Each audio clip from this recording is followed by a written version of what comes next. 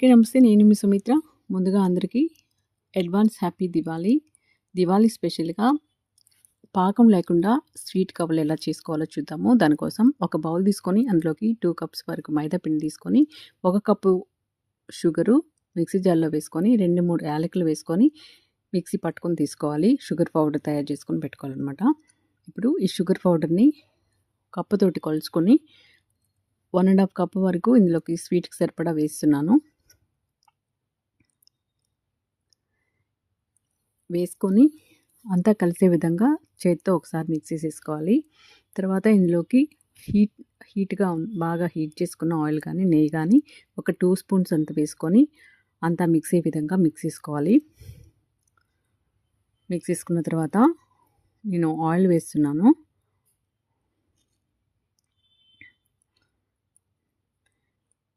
కాలుతుంది కదా, కొంచెం స్పూన్‌తో అలా కలిపేసుకొని తర్వాత చేత్తో కలుపుకుంటే సరిపోతుంది. ఇది కలుపుకున్న తర్వాత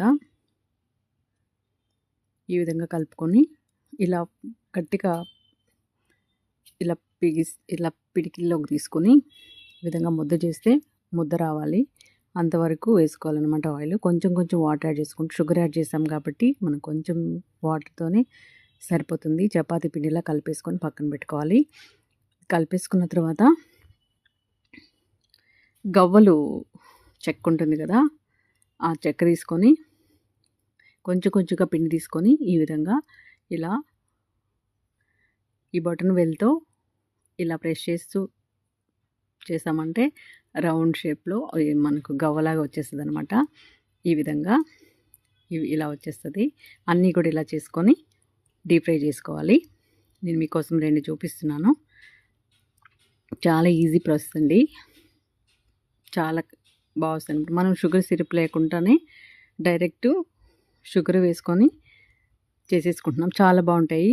క్రిస్పీగా తింటుంటే చాలా బాగుంటాయి అన్నమాట.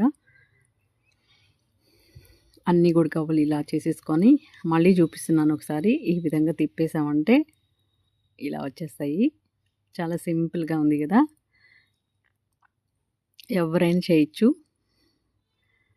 ఎప్పుడు చేయని వాళ్ళు కూడా, కొత్తగా చేసేవాళ్ళు కూడా చేసేసేయచ్చు అనమాట. అన్నీ చేసుకున్న తర్వాత ఆయిల్ పెట్టేశాను. ఆయిల్ బాగా హీట్ అవుతూ ఉంటుంది. హీట్ అయిన తర్వాత వీటిలన్నిటిని వేసేసుకొని మంచి గోల్డెన్ బ్రౌన్ కలర్ వచ్చేంత వరకు ఫ్రై చేసుకొని తీసుకుంటే ఎంతో టేస్టీ అయినా స్వీట్ కవ్వలు రెడీ అయిపోతాయి. చాలా బాగుంటాయండి. నేను ఒక్కొక్కటిగా వేస్తున్నాను, ఎందుకంటే మనం స్వీట్లో కలిపాం కదా షుగర్లో,